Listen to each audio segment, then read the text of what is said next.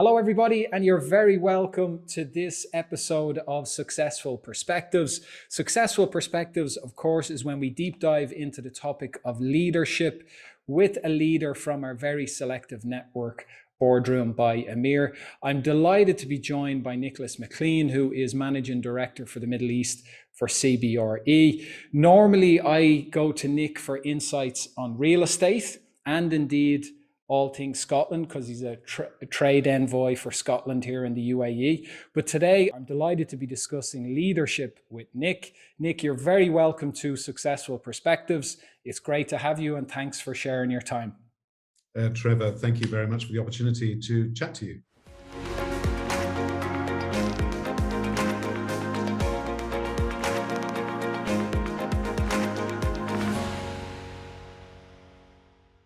Great.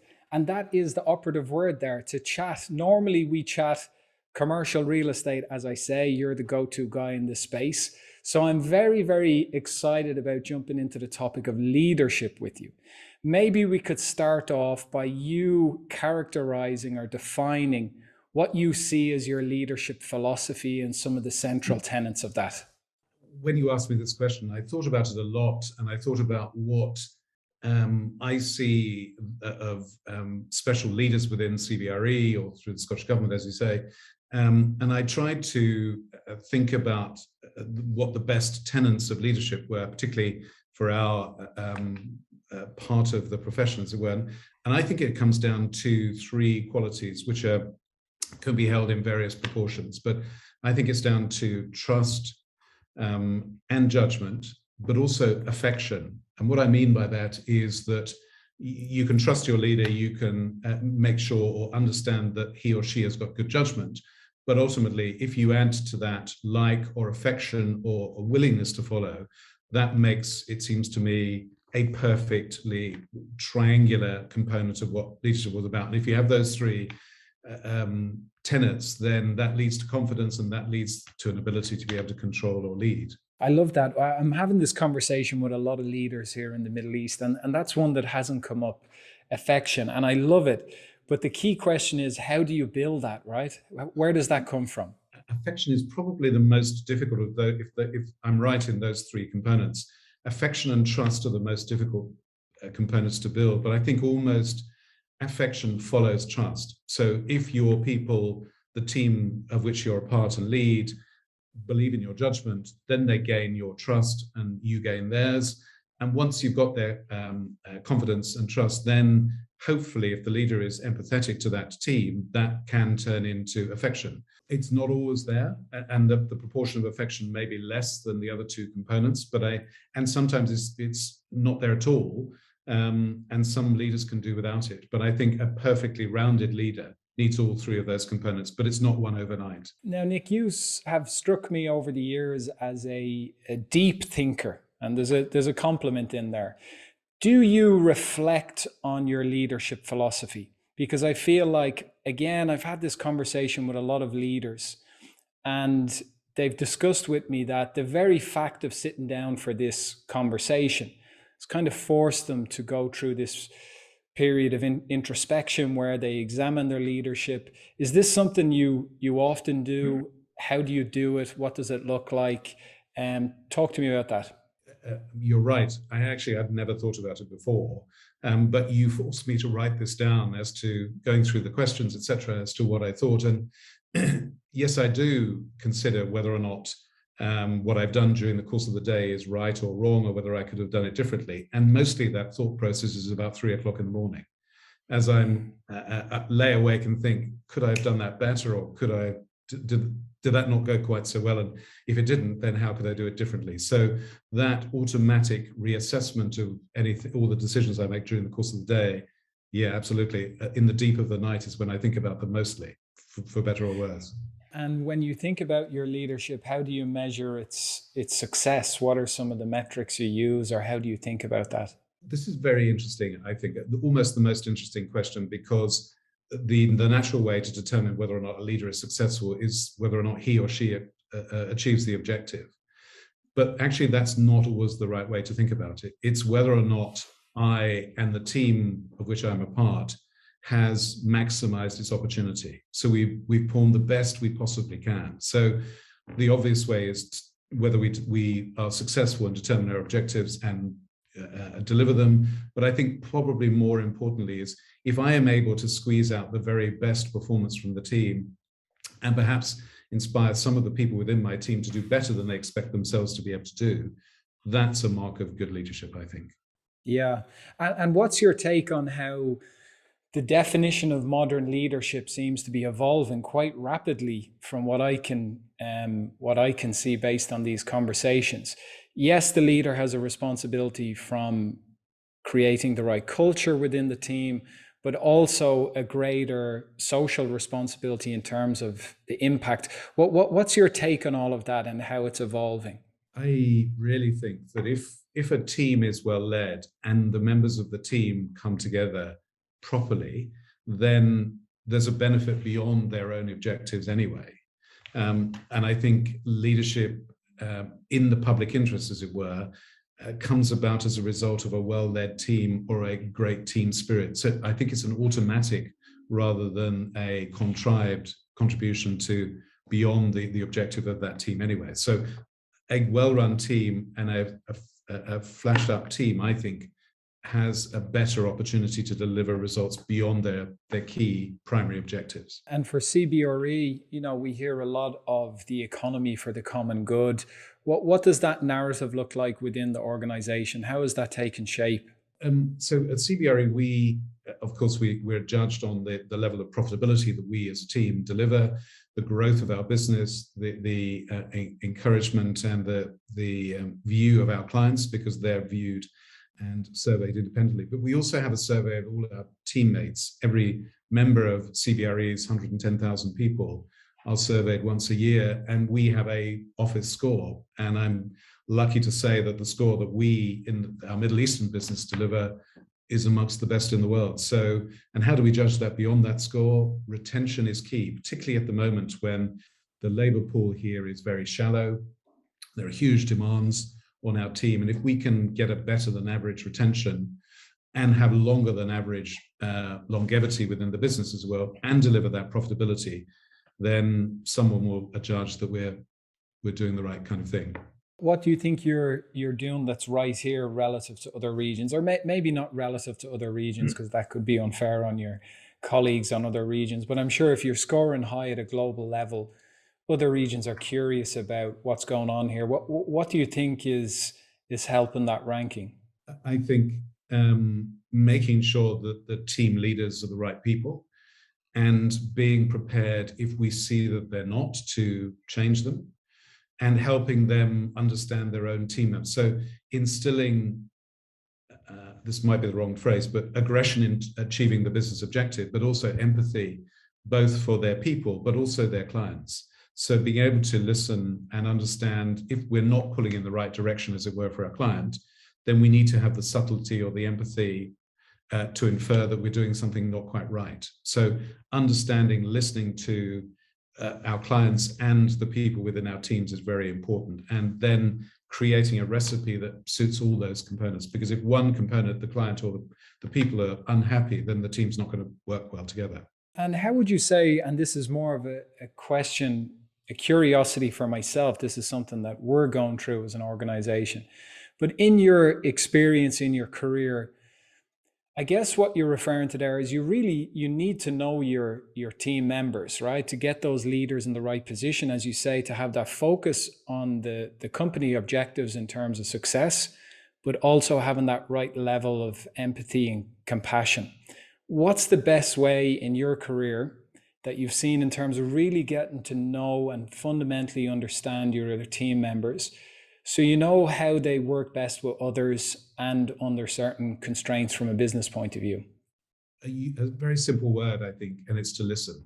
We have a unique set of people in this region. All businesses have. In our number, we have something in the region of 40 different nationalities. And understanding one another because of a language barrier or because of a cultural difference in the background is an additional component of consideration that we have here that perhaps some of my colleagues, where nationals of whichever country they're practicing in, make up the majority of their people. I think that actually gives us an advantage. because naturally people who come to this region, if they're not nationals of the UAE or Saudi, wherever it may be, have an adventurous spirit, an entrepreneurial spirit. And therefore, I think by definition, they are sympathetic because they've had to adapt to this country in the first place. So actually my job perhaps is a little easier here than it is in some territories because people have been through the natural social change and training to be able to sustain their positions in this country. So I have an advantage of dealing with a group of people who are already fairly adventurous and entrepreneurial.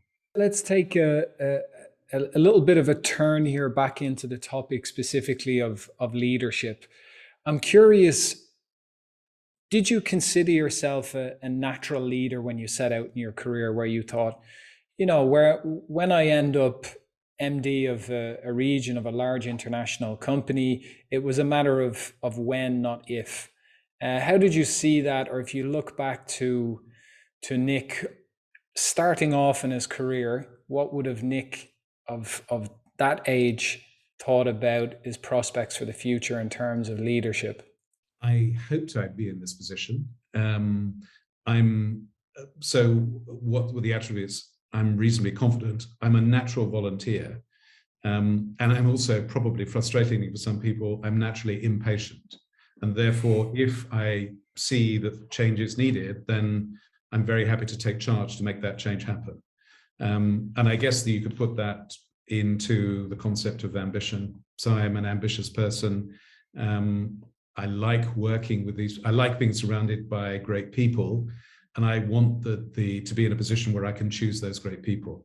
So I sort of, all the aspects of my character led me to this position at the moment. And I'm a natural volunteer. I like to stand up if I want to do something. So that, I'm glad to say, has helped me. Which you can see with your work in terms of representing the Scottish government here as well. When did you recognize that ambition in yourself? Was it through sport? Was it through education? When did you start to recognize that ambition bubbling up inside you? When I was in the Cubs, and I wanted to be sixer. So I wanted to lead school teams, etc., etc. So I've always had this irritating component of my character from a young age. And I guess I owe that to my parents. As all of us, I guess these are the people who shape us for good and ill. Would you consider yourself, I don't think any of us consider ourselves the perfectly rounded leader. So when you're looking at yourself, what areas do you try to look at in terms of improving? Or as you said earlier on, you really want to understand your teammates. I'm sure some of your team members, when you're looking for feedback, what bits of feedback resonate where you think, yes, this is true, this is something where I need to evolve and improve? I think one of the characteristics, that, as it were, the subset of characteristics of a good leader is that they need to be able to take and bear criticism, especially when it's constructive criticism. And I think no one likes criticism, but what I try to do is ensure that any criticism that comes my way from a decision that I've made, I can either rationalize or I can take it on board and say, yeah, that was a lousy decision. I need to do better next time round. So I think being able to accept criticism and therefore be analytical in how to apply that criticism positively is a critical component. And that's what I try to do. And I think you have to ask my team whether or not I do it properly or whether I just get grumpy when I'm criticized. So I hope I don't. We'll have to get them all on. You mentioned something earlier, which I thought was very interesting, in terms of you have an impatience to you, right? Which of course is very valuable for driving things forward. How do you temper that impatience where you get the most from it in terms of driving things forward without driving everybody mad? I'm a reasonably analytical person.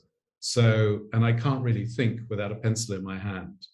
And so I always have pads around me because I scribble things down all the time.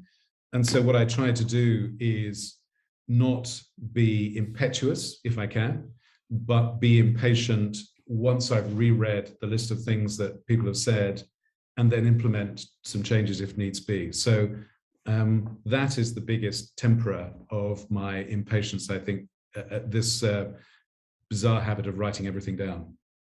Well, no, and you also absorb that information better once you've written it down. So I think it's a useful tool to have.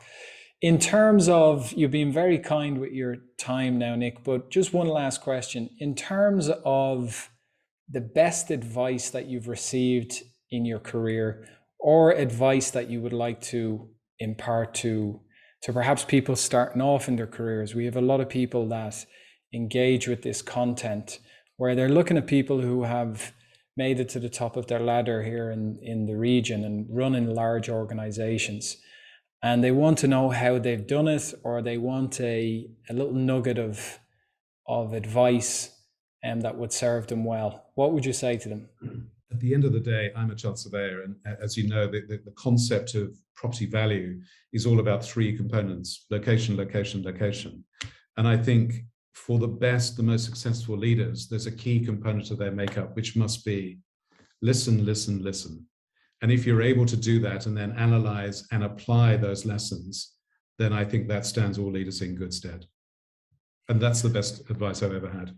And you know, I always lie about the last question, but what does that listen, listen, listen look like? Are you the last one to speak in a meeting? Is it something that, how do you apply it on a daily, weekly, monthly kind of basis? What does that look like? Inevitably, because I lead this business, I often am the last person to speak in the meeting. But what I hope I do is sum up all the other opinions that have come to me during the course of those meetings. Then ultimately, I fully understand that it's my job to make a decision at the end of the day. So I hope that I set out a platform, regardless of the seniority with whom I'm meeting, of people who can say what they like absolutely freely. I won't take offense. And I very often change my mind because I hear a better answer. But ultimately, I'm fully aware that it's my decision and I need to stand by it. And therefore, I need the best advice I can get from the people within my teams. Otherwise, I'm not really fit for purpose. And if you listen, listen, listen, you hear the best ideas, and the best ideas win. And then the organization wins. It sounds like solid advice. Nick, as always, lovely to see you. Thanks so much for sharing your time. And it was a pleasure to have you on Successful Perspectives. Trevor, thank you very much indeed.